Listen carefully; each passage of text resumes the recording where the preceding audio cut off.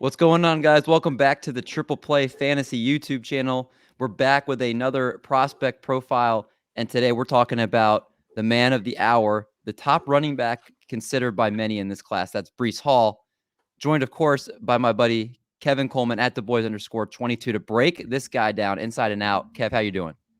Hey, I'm doing good, man. Just it's getting close. Draft season's closer. NFL Combine's over, so now we're starting to get a clearer picture. So we're excited to talk about a little bit of rookies, right? That's right. And we've done two really high-profile running backs. This is the third before we probably start breaking down some other positions. And I'm excited to break down Breece Hall now that we have a little bit more to go about him, now that we had the combine.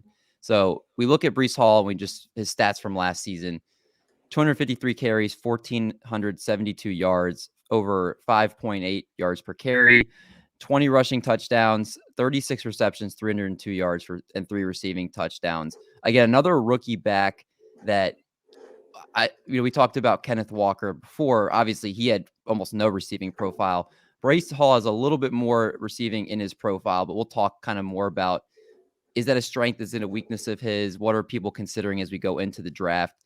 But he was considered by many, even before the combine, as the top running back in this class.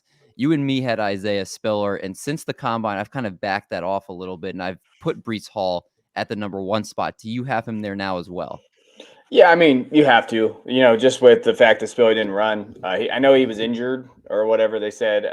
I'm not out on Spiller all the way, like some people are, but I think Breece just tested so well athletically, it's hard to put him in any other tier but 1A, right? And I still think Spiller's there with Walker. Like, it's not that far across, but I do think that Hall kind of separated himself, and that's what the combine's used for. Separate yourself, and hopefully he gets a good landing spot where you can see volume, and I think he's going to be the running back one. Yeah, I do too. I think he's the guy that you can expect is going to be the first running back taken off the board. And I'm so invested into Breece Hall, Kev. I didn't realize we still had a basketball background going, but that's how much I was invested into this kid as we were breaking him down. Uh, but if you look at his rookie value right now, seems like consensus he's a top 3 player selected in dynasty rookie drafts. Is that somewhere where you value him as well? I feel like even in potentially super flex leagues, maybe you have 1 or 2 quarterbacks go off the board. Maybe you have a quarterback, a wide receiver, but this quarterback class, obviously being what it is, the wide receivers are good. But I haven't seen too many where maybe 103, 104. Is that about where you have them? Yeah, so in one quarterback, he's the 101. I would say in Superflex, you're looking at Willis, whatever wide receiver you like, and Hall. So it just kind of depends on if you like Wilson or Burks. In my personal rankings, it depends on where you have. I would probably have Willis, Wilson, Hall. But again, I'm sure I honestly, Breece is probably going to go 102 in a lot of leagues. He might go 101 in certain leagues. It's based on disparity and based on what you have in your team roster. If you're kind of loaded at quarterback position and you're not sold on Willis, maybe you trade back 1 spot, or maybe you just try to grab Hall and you take best player available. Because when we think of it, and I did see this too recently, people are talking about Breece being like dynasty running back 6. I don't hate it because we saw what Najee Harris did last year. If he goes to a team with volume, why can't he be in the top 10 already? Like we've seen this precedent happen with rookie running backs before. They don't really need time to adjust to the NFL. They should be ready to go at this level. And so I don't hate it. I think he's a top 3 guy.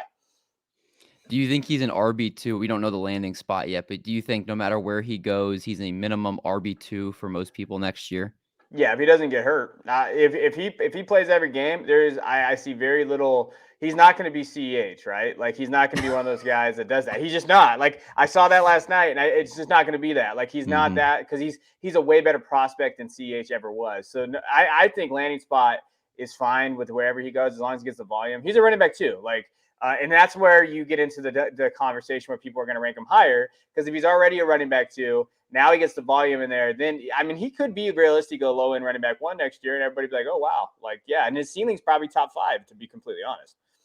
Yeah, and I personally, I don't think he gets out of the first round. I think a team's going to take him at the back end of the first round pick. I think one of those teams in the last 10 picks that needs a running back might take him. That's at least where my gut sends today. But kind of just breaking down what teams might see with his strengths and weaknesses. He's a very explosive runner, very patient, good vision, and he's a capable receiver. I think some people are questioning potentially his route running ability, but I think as far as his hands go, he seems like he is able to catch the ball, and teams can rely on him on that sense. But as far as the weaknesses go, just from everything I've been reading and studying about, just watching him a little bit, most people are saying he's very poor in pass protection. He's not somebody on third down right now you're trusting to protect the quarterback on third down. They said he falls forward a lot, which is good when he is brought down to the ground, but he doesn't necessarily break as many tackles as some of the other top consensus guys. And his cuts as a runner and receiver might need a little bit refining. That he doesn't have the same type of quickness laterally that they say other of the running backs do. Kev, what are your thoughts as far as those comparisons now with Breece Hall? Do you agree with his strengths and weaknesses, or would you add anything with those? No, I think one of the things that stands, he's explosive at the line of scrimmage. I think that he does have that ability. Go watch the Oklahoma tape from 2 years ago, and you'll see explosiveness. You'll see that experience that he has hitting holes, and like vision to me is his 101. He does have good vision, and so those are the things that I like about him. And he's fine as a receiver. Like he's okay. Like he showed improvement. He's done enough in terms of for PPR formats that you're comfortable drafting him. The weakness is for me is just that he's never going to be a burner. Like I know he had a good 40 and I know he had that stuff. He's going to get caught a few times. And that's okay. That's just going to be what he does. A good pass protection. I think he'll improve. I do think that, when we look at this, when we say that about pass protection, he's got to improve. I think the NFL will get him there. But again, the biggest thing for me with Breece is that he's not going to be that guy that breaks off 60-yard touchdown runs. So that limits his ceiling a bit. Like when we're talking about terms of like, can he be that home run guy? No, but he's going to be that solid 22, 106 and a touchdown, right? I think that's that's what he's going to be, and you're going to be happy with it. I know we're going to talk about comps in a little bit, and I hate comps, as you know, but I'll give you a comp. I got a comp today. You So do? I, Okay. I do. I can't wait to hear that. Before we get to the comps, just some potential landing spots. And these are the three teams, I think, out of all the ones we've done so far, Kev, these are the three I'm most confident that I think he goes to one of these three, the Cardinals, the Bills, or the Dolphins. Because I don't know if there's a way you can bet that he's in the first round. If there is, I'm going to hit it because Arizona picks at 23, Buffalo picks at 25, and the Dolphins from San Francisco pick at 29. I think between those three teams, one of them is going to select Breece Hall because all three teams need a running back. And before you come at me, Buffalo Bills fans, we know Zach Moss isn't the answer. I know Singletary came on last year, but he's not a right away taking all the load back that people are expecting he might be next year. And I could easily see if Buffalo taking him and it being like a Javonte Williams, Melvin Gordon situation where it's Breece Hall and Devin Singletary splitting work like we saw Zach Moss last year. And so I think one of these three teams takes him in the back end of the first round. Do you agree with that, or do you think he might fall to the early second and go somewhere else? So prior to the combine, I was a big no running back in the first guy. I didn't think anybody was good enough, but I think his testing numbers pushed him there, right? So Mm-hmm. I think that some team is going to go get him. And the biggest misnomer about the Bills last year, they were trying to move up and get Najee and Travis Etienne. Like they wanted one of those guys. So if they wanted one of those guys, we're going to see that happen again. And we're going to see. I know Singletary had a better last 4 games, I think it was, but he's not Breece Hall. So that is the other area. But as we just talked about landing spot, if he went to the Bills and Singletary's there, that would worry me a little bit based on volume, and especially with their passing offense, especially with Allen's ability to rush. So that concerns me just a little bit in terms of how much volume would he get. I don't hate it. I think he's going to go to one of those teams. The Dolphins is weird to me because are they going to invest draft capital in a running back coming from Shanahan's kind of Daniel's coming from Shanahan's coaching tree? Will he do that? And I think I tweeted out I love Pierre Strong Jr. I've loved him for a long time. Maybe they wait, or maybe they have Cordero Patterson, or maybe they do something weird in free agency coming up. But yeah, I think those spots are fine. I think Bills would be interesting. They want a running back, so let's not. Bills fans can say whatever they want. I know there's still Zach Moss truthers out there. They're weird. They're weird truthers out there. A little bit of, just we know who they are. We'll just keep it between us. But I do think that Breece Hall can be that guy. Yeah, and yeah, you're saying I think the Dolphins do take at least one running back in this class. So I mean, probably just one, but still, if they waited on Pierre Strong, we might be looking at the next Elijah Mitchell. I know that comparison's thrown around a little bit.